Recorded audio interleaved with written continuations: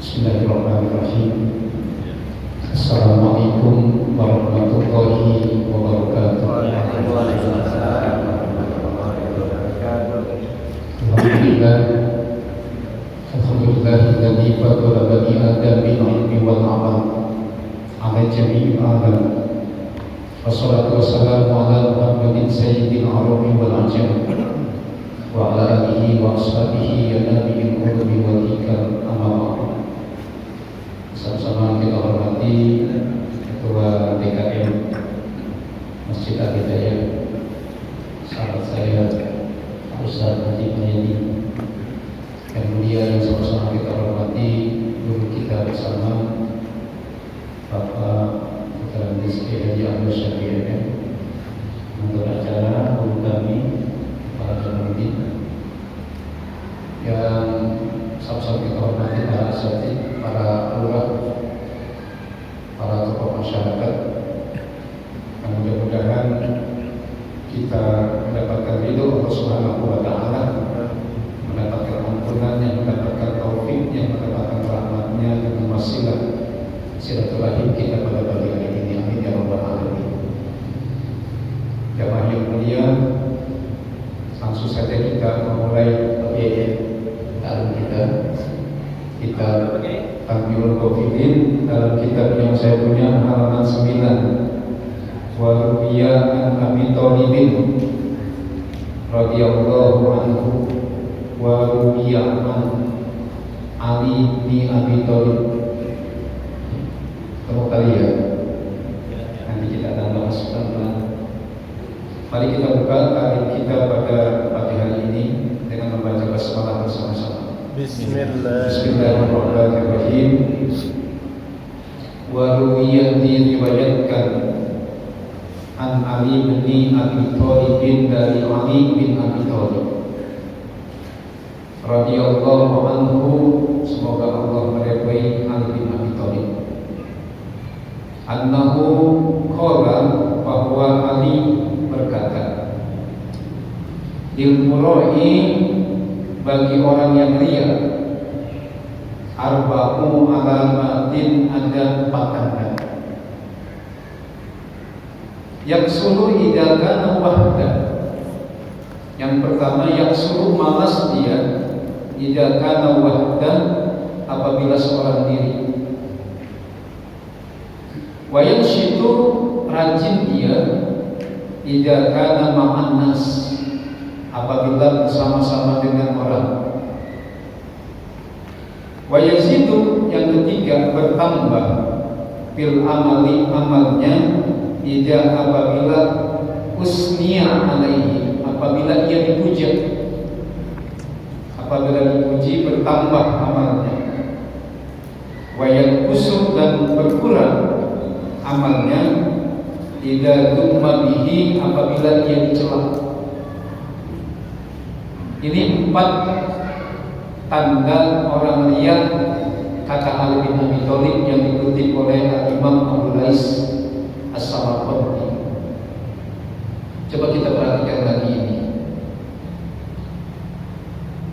Yang pertama, kata beliau, tanda orang riya itu malas kalau sendirian. Kenapa malas? Karena nggak ada yang melihat, nggak ada yang memandang, nggak ada yang menyaksikan, nggak ada yang melihat, nggak ada yang menilai. Ya, bukan hanya ibadah mahdoh, tapi apa saja kalau sendiri ini bawaannya males, karena enggak diperhatikan. Kayak sholat kan, dalam surah An-Nisa, orang riya itu males. An-Nisa 142.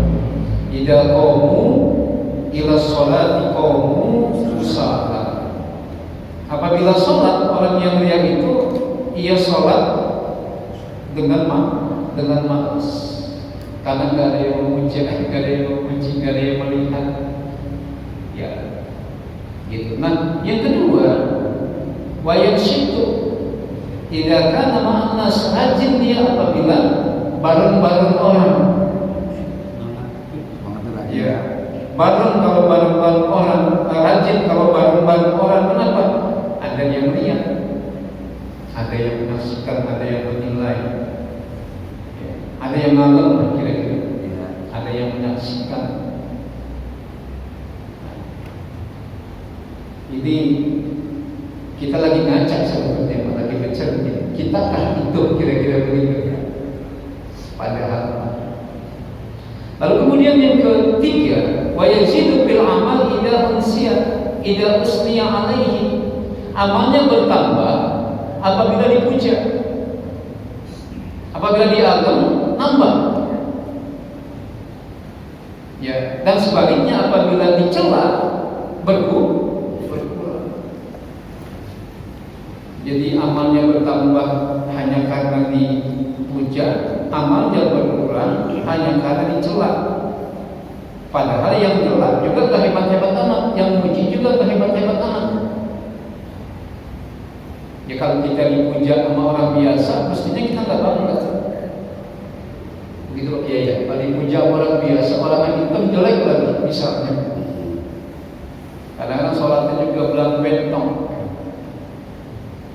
Ya inilah manusia secara psikologis memang begitu. Kalau dipuja, iya, maka amalnya bertambah.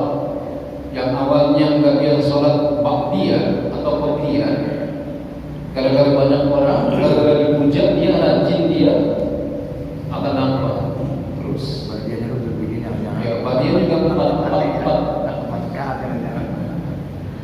Nah ini jamaah. Tapi kalau dia dihina, dia berkurang ibadah. Nah inilah orang riya itu berarti masih sangat tergantung dengan pujian dan masih sangat tergantung dengan hinaan. Artinya apa? Hinaan bagi dia masih ngepek, kira-kira begitu. Pujian bagi dia masih ngepek, yang menyebabkan dia rajin. Mudah-mudahan kalau kita bangga ya, dipuja ya segitu kita, dicela ya segitu, kagak nambah. Sebab apa?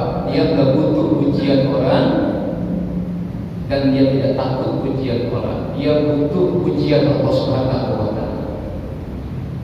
Ini kira-kira di paragraf pertama kitab yang kita kaji pada pagi hari ini. Memang yang manis ini masing-masing kita pegang kitab. Mudah-mudahan bulan depan sudah ada donatur nih, teman yang memberikan kita supaya lebih khusyuk. Lanjut ya. Baik. Waluya an Syakik bin Ibrahim. Enggak perlu dibaca Ibrahim. Ibrahim Az-Zahidi, dari Syakik bin Ibrahim Az-Zahid. Ya, annahu qala, bahwa Syakik berkata, hisnul amal. Di saya tulisannya hak mesin. Mestinya ya son. Hisnul amal, benteng amal itu ya salah satu asya, ada 3. Selamat datang banker dari Sawangan nih, dari BSI Pak Nasruddin. Jadi orang Sawangan Jati kenapa jadi banker? Ya alhamdulillah, zaman berubah. Awalnya yang pertama, benteng amal itu ayyaro, hendaklah memandang annal amala, bahwa amal itu minallahi, dari Allah. Jadi amal itu minallahi ta'ala. Kita bisa sholat, kita bisa zakat, kita bisa puasa, kita bisa korban, bisa haji. Itu minallahi ta'ala, bukan karena kita. Jadi harus dipandang bahwa amal itu dari Allah. Kemampuan untuk beramal itu dari Allah. Untuk apa? Liyaksir bihi al-ujbah. Untuk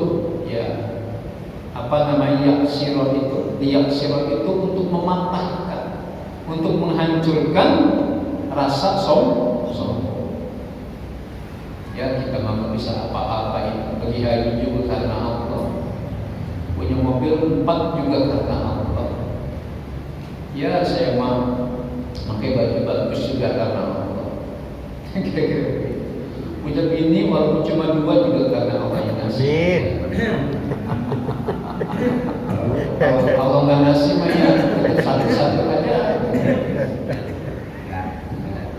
Kalau lagi pengen 3. Amin ya Rabbal. Amin. Yang mengaminkan alokasi. Amin. Apalagi yang amin yang paling kuat. Ini jawaban yang betul. Ya kita ketawa, kita berkata, mudah ketawa kita jadi ibadah. Amin ya Rabbal. Dari Allah ini. Ya, jadi liyak sirap, dibaca liyak sirap karena ada lamnya di depan tuh. Asana kasara yang siru. Itu untuk mematahkan, untuk menghancurkan rasa sombong. Ya kita mah gak mampu apa-apa. Wasani yang kedua, benteng ibadah itu adalah ayyurida bihi ridho Allah. Kita ibadah ingin mendapatkan ridho Allah, bukan pujian orang, bukan kataan orang, bukan alamat orang. Ya kita pengen dapat ridho Allah. Sebab kalau sudah dapat ridho Allah, Allah sayang sama kita, turun rahmatnya, mati masuk surga. Yang kita cari ridho Allah. Ya. Sebab kata Nabi, amal manusia ini tidak akan mampu memasukkannya ke surga. Para sahabat bertanya, bagaimana dengan amalmu ya Rasul? Amalku pun tidak bisa memasukkan aku ke surga. Tapi yang bisa memasukkan kita ke surga, kita beribadah, Allah redha, turun rahmatnya, lalu kemudian kita dimasukkan ke surga. Jadi amal kita gak bisa membeli surga. Jadi cepek-cepek dulu, ya cepek-cepek dulu doang pengen masuk surga. Ngaji kayak begini doang, kok pengen masuk surga. Tapi ngaji semacam ini bisa memancing ridho Allah, dan ridho Allah bisa memasukkan kita ke surga. Amin ya Rabbal. Ya, saudara Tangkil Kaul disebutkan ngaji kayak begini. Itu rupanya kata Nabi rega sembahyang sunnah. Silakan. Rega sembahyang sunnah 1000 rakaat. Dalam Tangkil Kaul. Ya, ngaji kayak begini duduk doang nih, pahalanya rega, tahu enggak? Ekivalen, ya bahasa kerennya, sama dengan ya sembahyang sunnah 1000 rakaat. Dapat nih kita ini. Atau sama kalau Nabi dalam hadis yang lain disebutkan sama seperti menyedekahkan 1000 ekor unta untuk jihad fisabilillah. Mestinya mah ini penuh masjid ya, karena pahalanya begitu hebat. Gak usah ditagih, nanti di akhirat pasti Allah beri. Amin. Amin ya Rabbal. Ini benteng apa namanya ibadah yang kedua. Untuk apa kita menginginkan ridha Allah? Liyak sirabihi al-hawa, agar ibadah kita ini tidak dipenuhi dengan hawa nafsu, untuk mematahkan, memutus, menghancurkan hawa nafsu. Ya, kita ibadah rajin bukan karena Allah, tapi karena hawa nafsu kita. Ya, seperti kita mencium hajar aswad juga itu bisa jadi karena hawa nafsu. Haji berkali-kali, padahal di sebelahnya ada orang miskin, ada orang susah, itu nafsu. Ya, dia terus tiap malam tahajud misalnya, ya, tanpa pernah membangunkan orang di sebelahnya, istrinya, anaknya, mantunya, itu nafsu itu. Ya, jadi ibadah itu bukan dasar nafsu. Jadi biar pengen kelihatan suci sendirian, bagus sendirian, masuk surga sendirian. Ya, kalau perlu ada orang jerit-jerit tengah malam minta ditolongin, ayo jadi tahajud. Dimensi sosial dalam Islam ini tidak tersentuh. Mestinya apa? Semakin sering kita tahajud, semakin berkurang orang-orang miskin di kiri kanan rumah kita. Semakin berkurang orang-orang bodoh di kiri kanan rumah kita. Semakin sering kita tahajud. Bahkan masjid kita upayakan di Sawangan ini, orang masuk masjid dalam keadaan lapar, keluar dalam keadaan kenyang. Bisa nggak kira-kira Pak Burikan ini? Udah siap.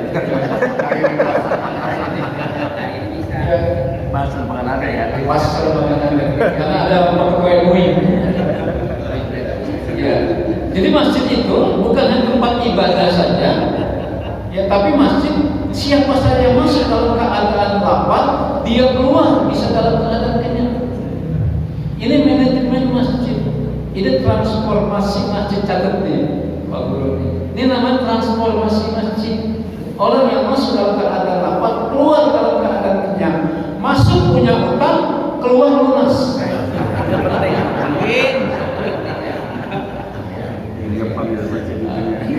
Ya, semua ikut nanti jadi apa nasabah BSI.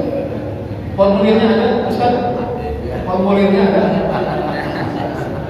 Bulan depan mau formulir ya? Bulan depan mau formulir. Saya udah punya 2 BSI. Ya, satu dibuatin UIN, satu lagi bikin sendiri. Saya punya 2 saja. Ya, ini yang kedua, benteng Wasabisu yang ketiga ayat bertaliyah. Karena ada an, ianya kelihatan nih. Biasanya ya bertaliyah saja, karena ada an, ianya muncul. Ya, ayat bertaliyah mengharap sawabal amali, pahala amal minallahi ta'ala dari Allah Ta'ala saja. Enggak mengharap pahala ya atau balasan dari yang lain. Ya karena Allah doang. Kita ayat bertaqiyya sawabal amal minallahi ta'ala. Untuk apa? Liyaksira bihi at-tam'a wa dia. Orang yang semata-mata mencari pahala dari Allah ketika beribadah, maka enggak tomak dia. Enggak serakah.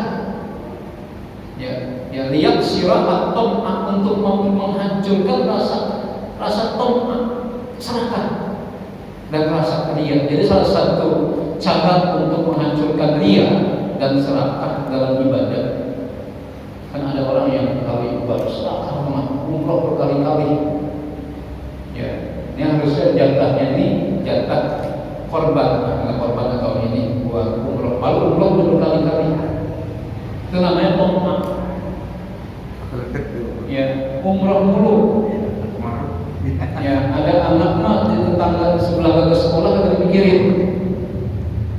Ya, alhamdulillah saya punya emak, walaupun ya tidak tinggi sekolahnya. Tiap hari saya tawarin umroh.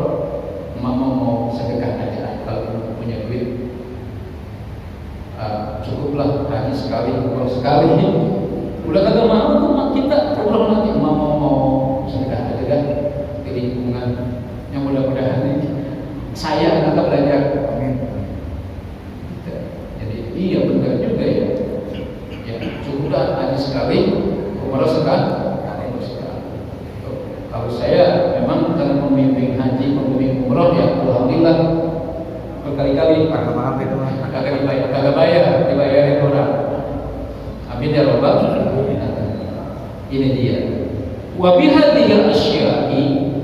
Nah, kalau asya yang begini boleh dibaca majrur karena ada alif lamnya.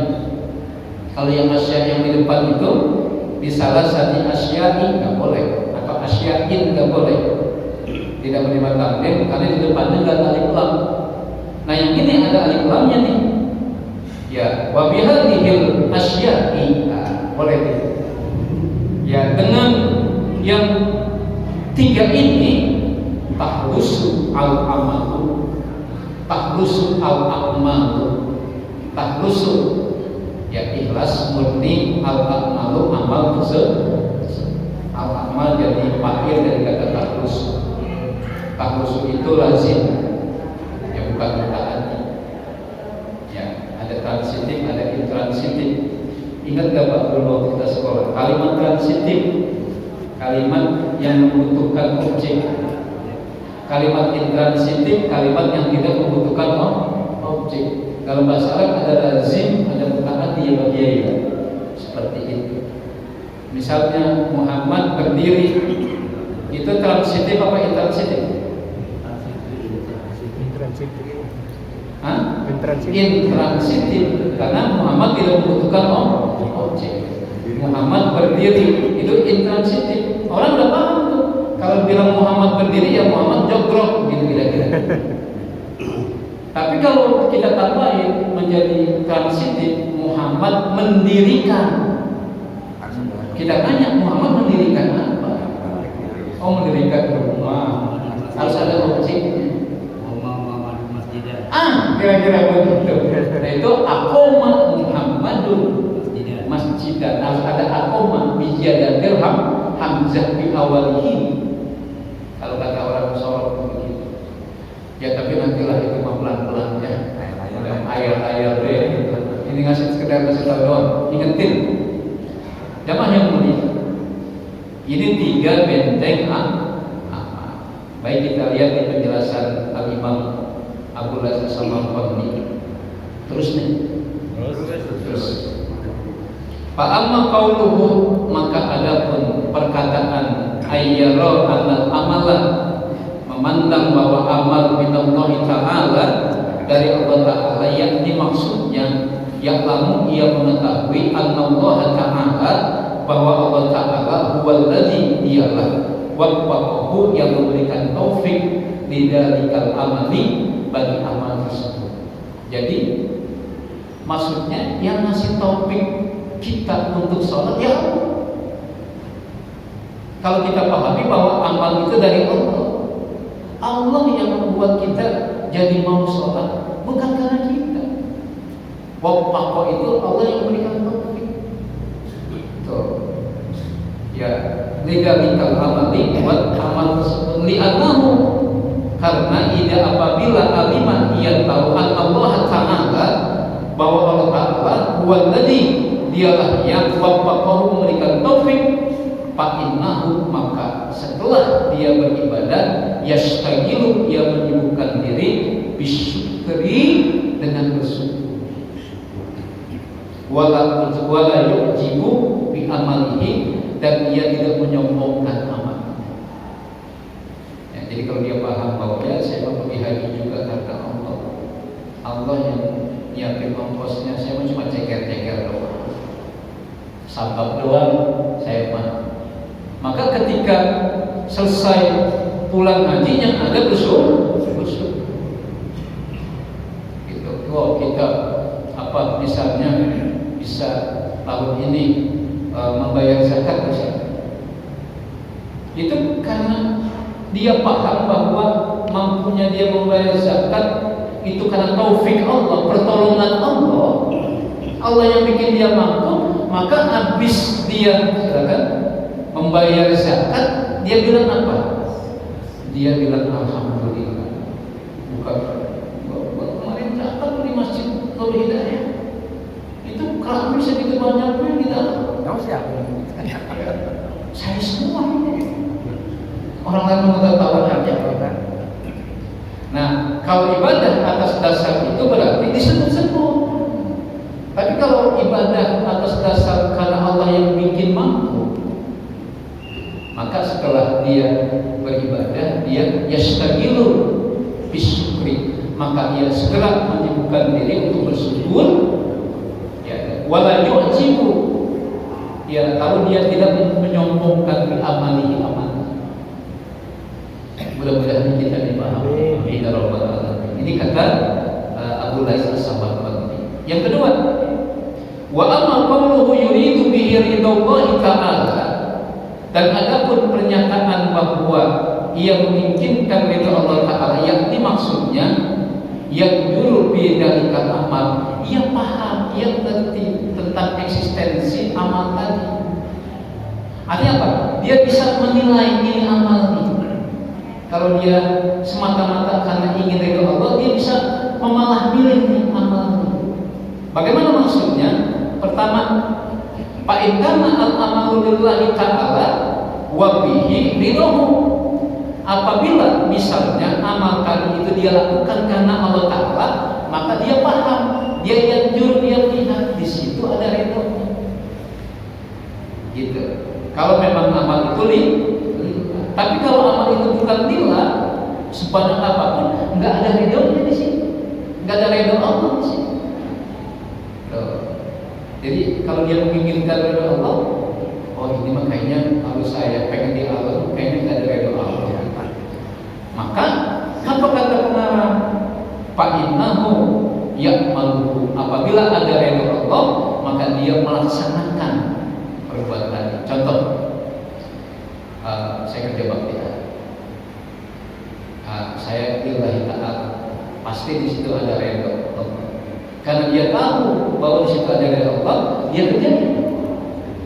Asal syaratnya apa? Ya lillahi ta'ala.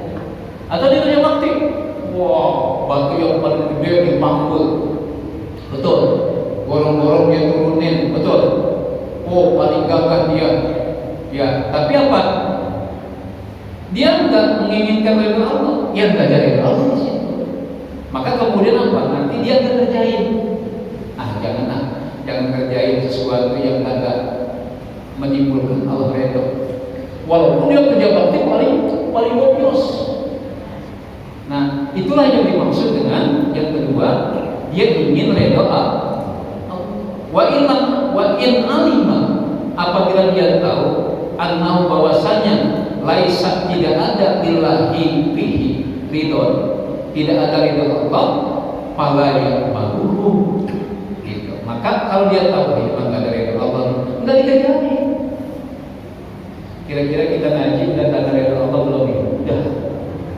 Amin ya rabbal alamin. Karena kita tahu kita Pak, kalau nggak ikhlas mah ngapain gini hari duduk di sini? Paling enak juga duduk di TV, ya, atau kumpul-kumpul sama bini.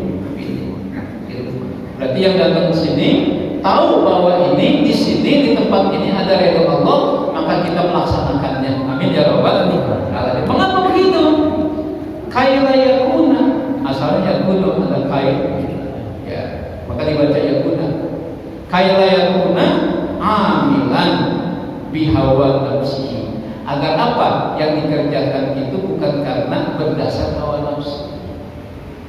Aku udah amat ahli doa dapat kata kayak yang penting orang tahu, oh saya kata bodo amat apa namanya ridho Allah ada kayak kata kayak yang penting saya Allah.